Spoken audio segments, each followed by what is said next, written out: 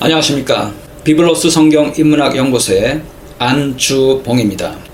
오늘은 종교개혁 503주년을 맞아 독일 종교개혁의 원인과 그 영향에 대하여 간단히 설명하도록 하겠습니다. 1517년 만성절이라고 하는 축제일 전야인 10월 31일 날 독일 비텐베르그 성교회 문에 루터가 그동안 교회에 만연해 왔던 폐단들을 공격하는 95개조 또는 면죄부의 효력에 관한 논의라는 글을 게시함으로써 종교개혁이 시작되었습니다. 루터는 본래 부유한 농민 가문 출신으로서 처음에는 법학을 공부하였으나 구원에 대한 갈망으로 수도원에 들어갔었습니다. 이후 그는 나이 30이 되기 전에 신학 박사학위를 받고 작센령의 비텐베르크 대학 신학교수로 임명되었습니다. 그런데 어떤 상황이었길래 일개 학자가 제기한 일상적인 성격의 반박문이 그렇게 큰 대사건을 야기하였을까요? 먼저 루터는 자신이 신앙적으로 구원받기를 갈망하여 고행도 마다치 않았던 인물이었습니다. 그러다가 마침내 신약 성경의 로마서로부터 구원에 관한 해답을 찾았습니다. 로마서 1장 17절은 복음에는 하나님의 의가 나타나서 믿음에 이르게 하나니 기록된 바 오직 의인은 믿음으로 말미암아 살리라 함과 같으니라 라고 말하였던 것입니다. 그리고 루터가 막 활동을 시작한 비텐베르크는 작센 선제우령의 수도였지만 당시에 갓 성장한 촌락에 지나지 않았으며 비텐베르크 대학도 1507년에 비준되었을 정도로 문을 연 지 얼마 되지 않은 학교였습니다. 루터는 바로 그 도시교회의 설교자였을 뿐만 아니라 비텐베르크 대학의 신학 교수였던 것입니다. 그런데 종교개혁이라는 역사적 전기가 만들어진 것은 젊은 인문주의자들과 인쇄업자들에 의해 그 95개조가 급속히 출판되어 전 독일과 기독교 세계에 배포된 때문이었습니다. 때마침 16세기 중엽 구텐베르크에 의해 금속 활자가 완성되어 대규모 서적 보급이 가능했던 것입니다. 루터의 주장과 독일어 성경은 당시의 독자층과 출판계에 충격적인 것이었습니다. 이후로는 일반인들도 자신의 성경, 교리문답서, 신앙서 등을 갖게 되어 자기 생활을 반성적으로 돌아볼 수 있게 되었습니다. 그러나 지성적, 영적 논쟁에서 보면 루터의 사상체계는 독창적인 것이 아니었습니다. 비록 지엽적이었다는 한계가 있었지만 존 위클리프, 요한 후스 등과 같은 개혁가들이 이미 있었던 것입니다. 어쨌든 당시의 교황 레오 10세가 로마의 성 베드로 성당을 완공하지 못해서 브란덴부르크의 알베르트라는 인물을 이용하게 되면서 문제의 면죄부 사건이 터지게 되었습니다. 브란덴부르크의 알베르트라는 인물은 23살에 성직 서임을 받자마자 막데부르크의 대주교가 된 인물로서 할베르슈타트 주교의 행정관이기도 했습니다. 야심적이었던 그는 마인츠의 제국 상급 대주교 선제후 자격을 얻으려고 했으나 그에 필요한 돈이 없었습니다. 이에 대금융가문이었던 푸커 가문이 알베르트 대신 교황청에 거액을 대납하고 그 대가로 독일에서 10년간 특별 면죄부를 발행할 수 있도록 허가를 받았습니다. 그런 식으로 해서 판매된 면죄부는 헌금 상자에서 돈이 쨍그랑 올리게 되면 연옥에 있던 영혼이 튀어나온다 라는 자극적인 선전 문구로 판매되었던 것입니다. 루터는 1517년 10월 면죄부 판매에 관한 이런 안내문을 보고 신실한 사람들을 착취하는 작태에 분개하였습니다. 그리고 그의 95개조 반박문을 비텐베르크 성 교회문에 붙이게 된 것입니다. 루터의 95개조는 독일과 전 기독교 세계에서 공감을 일으켰으나 그의 주장은 기성 교회로부터 거부당했으며 교황으로부터는 파문을 당했고 황제로부터는 범법자로 낙인이 찍혔습니다. 그럼에도 불구하고 작센의 제후 프리드리히는 그를 보호하였습니다. 프리드리히가 루터를 전적으로 좋아한 것은 아니었지만 자신의 대학교에 대해서 자부심을 갖고 있었기 때문입니다.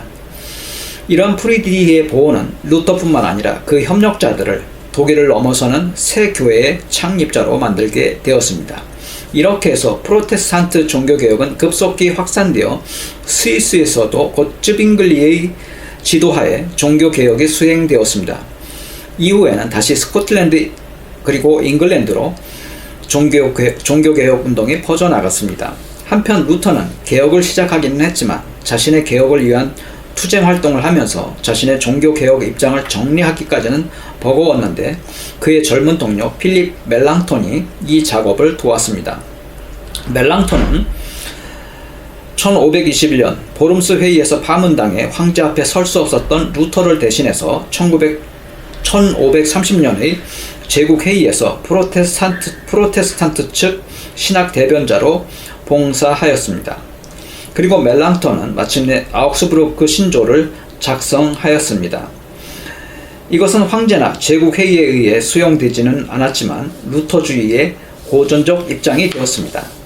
1530년경부터는 촌락과 지방의 설교단을 충원시킬 수 있는 루터파 설교자들이 나타나기 시작했습니다.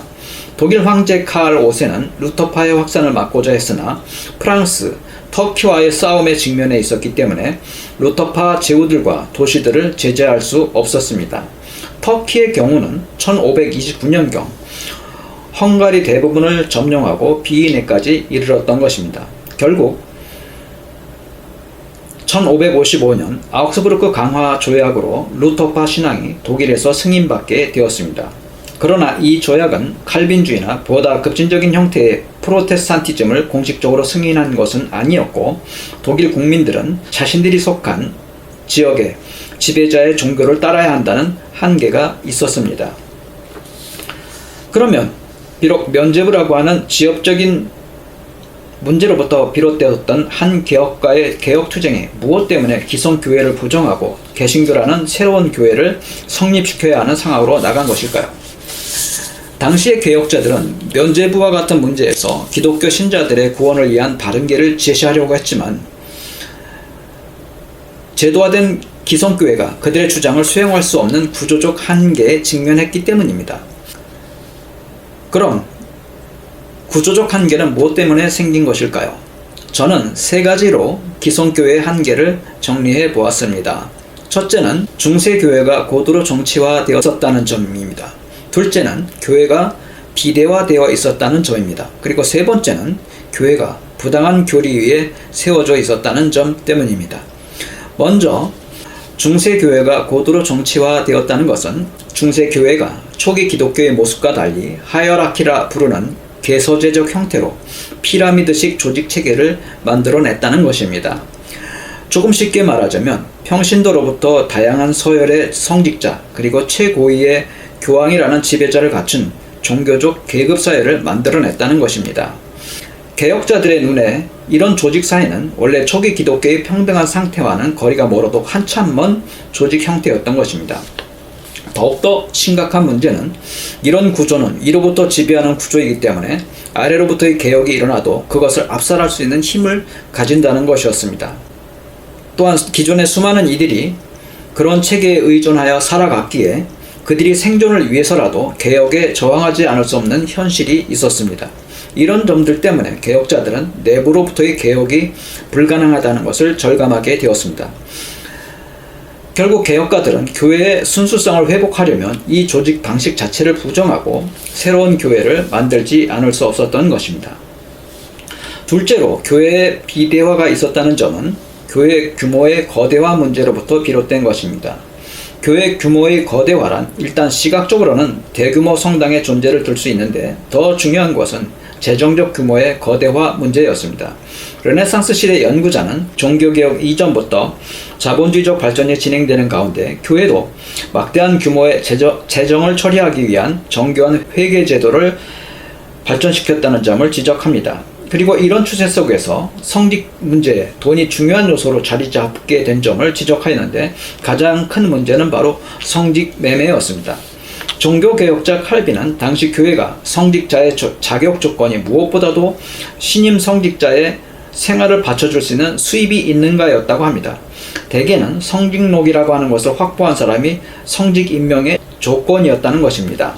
그렇기 때문에 성직 임명을 받기 위해 가짜 성직록까지도 있었다고 합니다. 이런 문제들로 인해 칼빈은 당시 교황주의에 있어서는 100개의 성직록 가운데 99개가 성직매매로 주어진 것이라고 비판하였습니다.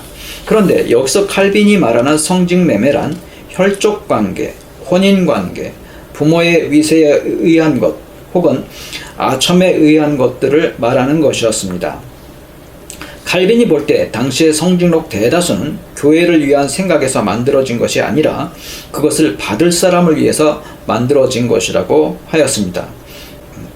칼빈은 이렇게 성직자가 된 사람들이 목자로 불리는 것에 대해 분개하였고 그런 사람들을 교회에 대한 침략자들이라고 비난하였습니다. 셋째, 중세교회에 의한 부당한 교리의 확립 문제를 이야기하겠습니다. 가장 먼저 이야기할 것은 로마 교황의 우위성 주장에 관한 것입니다. 잘 알려진 바와 같이 로마 교회와 교황의 우위성을 주장하는 것은 베드로 사도에 관한 성경 구절에 기초한 것입니다. 즉 마태복음 16장 18절은 내가 내게 이르노니 너는 베드로라 내가 이 반석 위에 내 교회를 세우리니 음부의 권세가 이기지 못하리라 라고 말하고 있고 19절은 내가 천국 열쇠를 내게 주리니 내가 땅에서 무엇이든지 매면 하늘에서도 매일 것이요 내가 땅에서 무엇이든지 풀면 하늘에서도 풀리리라 하시고 라고 말하고 있습니다. 로마 교회는 바로 이 구절을 근거로 로마 교회와 교황이 사도적 계승권을 물려받아 최고 지도자 역할을 할 권리가 있음을 주장하였습니다만 칼빈과 루터는 다른 성경 구절들을 통해 그런 주장이 터무니없다고 반박하였습니다. 먼저 칼빈은 그 구절이 베드로의 우위를 말하는 것이 아니라고 하였습니다. 이는 베드로 자신이 다른 장로들에게도 그들에게 위임받은 교회를 키우라고 하였다는 것입니다. 또한 성경을 읽어보면 사도들 사이에서 베드로가 어떤 지도자적 위치를 갖지 않았다고 지적하였습니다. 그들은 서로 동등한 위치에서 협력하는 관계였다는 것입니다. 그러므로 메고 푸는 권능 역시 베드로뿐만 아니라 다른 사도들에게도 평등하게 주어진 권능이라고 반박하였습니다. 칼빈은 교회의 주권은 오직 그리스도에게만 있다고 설명하였습니다. 루터도 베드로가 사람들을 향해서 여러분은 왕이요 제사장이요 제사장 같은 나라입니다 라고 한 베드로전서 2장 9절을 인용하면서 영적 계층 그리고 세속적 계층이라고 하는 기성교회의 이분법 자체에 이의를 제기하였습니다. 루터는 모든 사람들이 왕의 자식들과 같고 단지 그 중에 선택된 누군가가 왕의 유산을 관리하는 것과 같이 성직자가 그 직임을 맡는 것이라고 설명했던 것입니다. 그러므로 칼빈은 교황 외에 성서를 해석할 자격이 없다고 하는 로마 교회의 주장이나 교황 외에 아무도 공회라고 하는 교회 협의체를 소집할 수 없다고 주장하는 것들도 모두 근거 없는 것이라고 반박하였습니다. 칼빈은 이와 같은 맥락에서 볼 때 로마 교회는 임용을 받고 백성을 인도하며 교육을 시키는 장로를 세운 것이 아니라 희생을 바치는 제사장을 세우는 최악의 상태로 교회를 부패시켰다고 비판했습니다. 칼빈의 이 말과 관련하여 당시 로마 교회의 예배 방법을 돌이켜보면 그것은 사실 구약 성경의 제사에 가까워진 예배 방식이 되었다는 점을 지적할 수 있습니다. 제사화된 예배는 그것을 드리는 횟수나 헌물의 양, 화려함 같은 것이 중요해지고 참여하는 자의 마음이나 하나님의 말씀은 크게 중요하지 않게 되었던 것입니다. 종교개혁의 결과 개신교에서는 교회의 권력구조가 개편되어 교회의 성립과 예배에 있어 회중들의 자발적 참여가 중요한 기초를 이루게 되었습니다. 사제들의 특별한 지위도 무시되었으며 사제란 단지 설교하는 사람이 되었습니다. 비록 루터 자신은 만인 제사장론으로부터 비롯된 영적 평등의 원리를 세속 정치 영역으로까지 확장하지는 않았으나 이후 시대의 정치 이론들에서 종교개혁과 더불어 발전된 실천적 이상인 계약에 의한 국가 성립의 방법이 나타나고 인간의 정치적 평등 개념이 나타난 것을 볼 때 종교개혁이 근대적 정치 발전에 큰 영감을 제공했다고 볼 수 있습니다. 교회 예배의식도 변화되었습니다. 가톨릭의 견진성사, 고해성사, 정보성사, 신부서품성사, 혼인미사 등이 비성경적인 예식들로 판단되어 폐지되었으며 세례와 성만찬만 공인된 예식으로 인정되었습니다. 또한 예배는 제사 형식을 벗어나서 신실한 마음과 지성으로 참여하는 것이 중시됨에 따라 설교가 강조되고 회중 찬양도 강조되었습니다.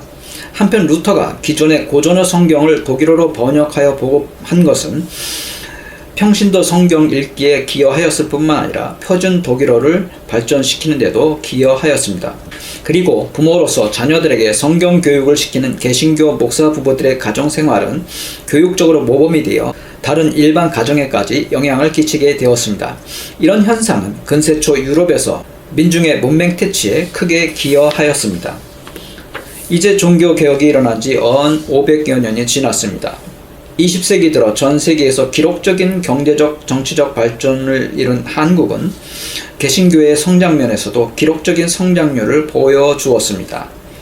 세계적인 규모의 예배당들이 지어졌고 그 영향력도 엄청나게 커졌습니다. 그런데 너무 과잉성장한 탓일까요? 요즘 들어 종교개혁자들이 강조하던 성직자의 검소한 생활 이야기가 다시금 중요한 의미로 다가오고 있습니다.